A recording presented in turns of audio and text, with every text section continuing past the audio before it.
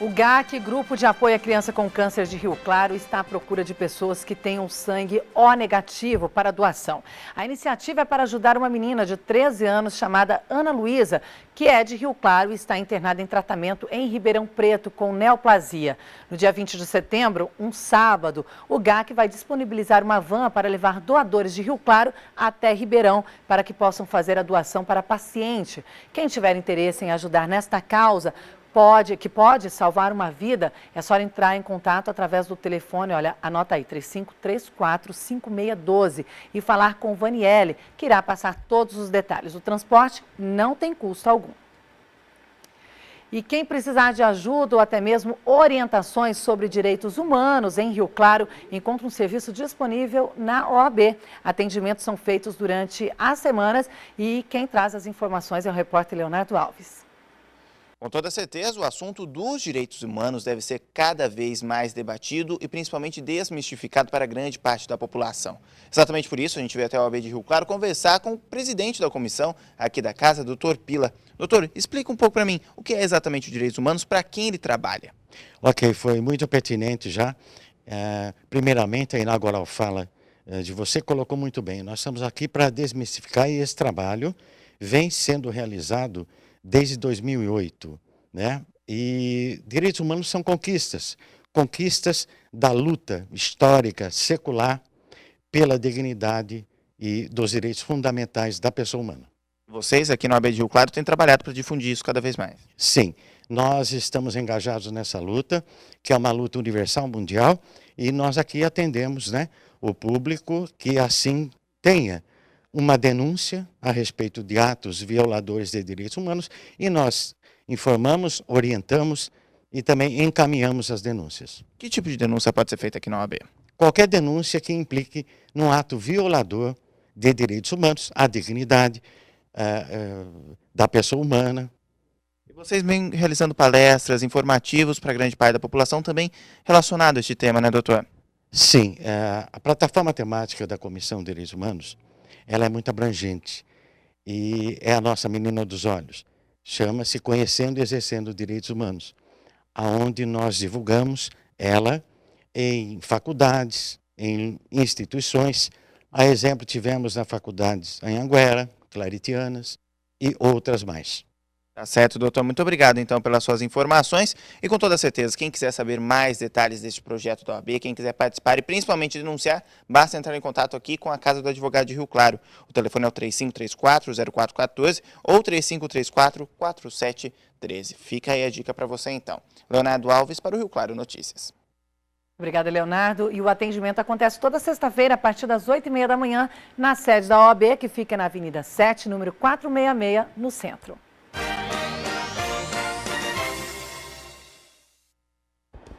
E agora eu recebo aqui o advogado, doutor Turola, para orientar sobre direitos trabalhistas. Boa tarde, doutor. Seja bem-vindo mais uma vez. Muito obrigado. Bom, vamos começar com a pergunta do telespectador. Você também pode mandar a sua dúvida aí, 2111-7000, nosso telefone. E, doutor, uma das principais dúvidas enviadas à nossa produção é sobre afastamento do trabalho. E a primeira pergunta é sobre isso, é do Antônio, do bairro Alto do Santana. Ele quer saber, olha só, ele diz o seguinte, ele quer saber se ele é aposentado, ele continua trabalhando. A gente falou um pouquinho na semana passada, mas ele ainda tem dúvida. Olha, ele continua trabalhando e quer saber se mesmo aposentado, trabalhando com carteira assinada e se afastar por motivo de doença, se o INSS paga após o 16º dia ou não por ser aposentado. Ele quer saber também se após 3 anos trabalhando tem direito ao auxílio-desemprego caso seja demitido. Como fica a situação dessa pessoa que está trabalhando e já é aposentada? Esse é um caso que a gente chama de uma injustiça social. Infelizmente, o aposentado não se pode acumular o recebimento do benefício de aposentadoria com o auxílio-doença. Isso fala a lei, é o artigo 124 da Lei 8.213, de 1991. É uma injustiça, eu nunca concordei com isso, mas a lei existe, de modo que você aposentado, que continua trabalhando, continua contribuindo, infelizmente, se ficar doente, vai receber só aposentadoria. Do período de doença, 15 dias a empresa paga. Do 16º dia em diante, ninguém paga, infelizmente. E no fato dele já ser aposentado, é claro, como ele está registrado aí, ele tem que continuar contribuindo, né? Mas aí esse dinheiro que ele contribui, como que fica esse processo também, doutor? Esse dinheiro para ele não resolve nada, infelizmente, né? O INSS, antigamente que eu digo é antes de 1994, chamava-se pecúlio. Daí então quando o aposentado que estava trabalhando cancelava o contrato de trabalho, dava baixa na carteira, ele recebia de volta toda a sua contribuição em forma de pecúlio. Mas isso até abril, né? Mas isso até abril de 94. Depois a lei mudou e nunca mais. Agora, a única esperança que nós temos é que essa contribuição do aposentado, ela sirva pelo menos, né, ainda não serve, mas que venha a servir pelo menos para a desaposentação, para a troca de aposentadoria. É por isso que nós estamos torcendo. As leis beneficiam, na maioria das vezes, o trabalhador mesmo? Ou, como o senhor disse, é a primeira, que é uma injustiça, né? Essa lei é previdenciária, né? A lei trabalhista, normalmente, ela visa a beneficiar o trabalhador. Mas a lei previdenciária, nem sempre, viu? E, nesse caso, é uma injustiça social. Olha, na semana passada nós falamos também sobre o CAT e a Maria do Carmo do Centro, a Maria do Centro, ela tem uma dúvida. Ela está afastada há 2 anos por acidente de trabalho, ela tem LER.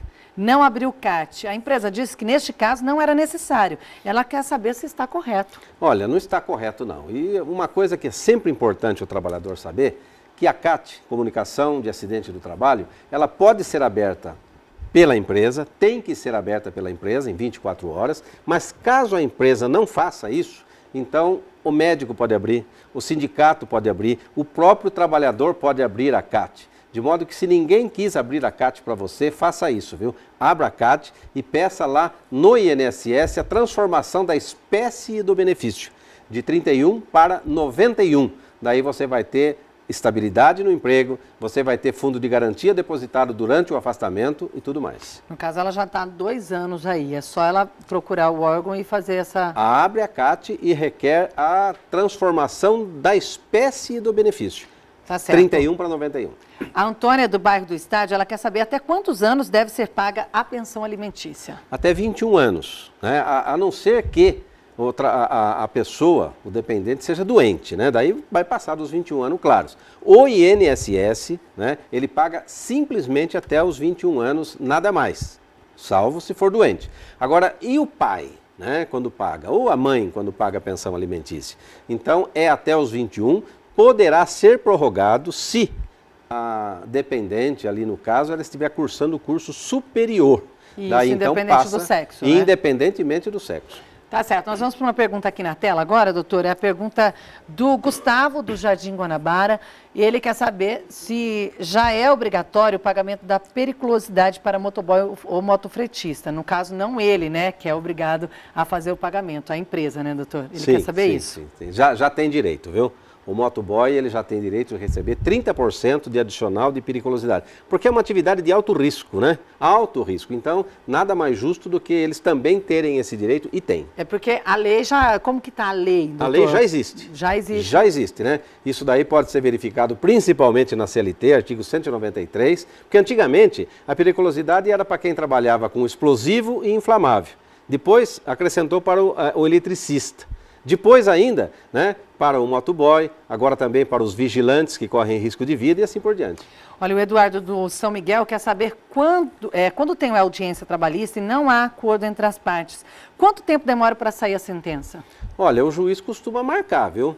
Quando ele marca pelo 197, que é a súmula 197, ele coloca dia e hora. Caso contrário, se vem conclusos para a sentença, a demora é quando o juiz é substituto.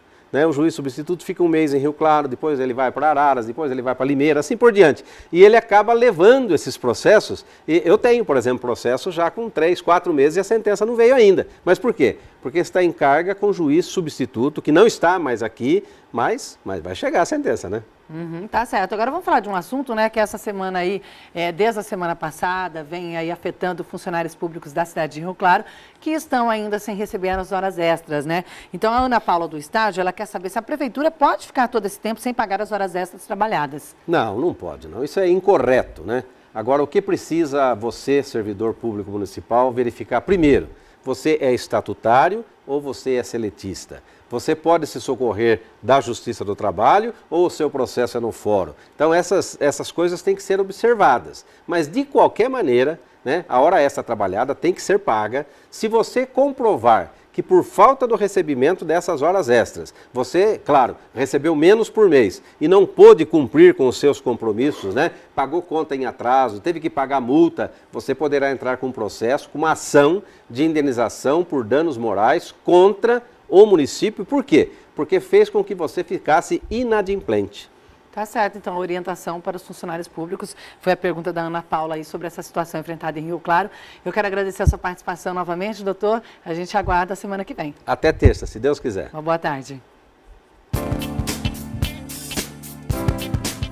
O Parte de Rio Claro, nesta terça-feira, está com vagas abertas para professor de inglês, promotor de vendas, recepcionista, secretária, soldador, subchefe de cozinha, supervisor de vendas de serviços, técnico de edificações e vendedor interno.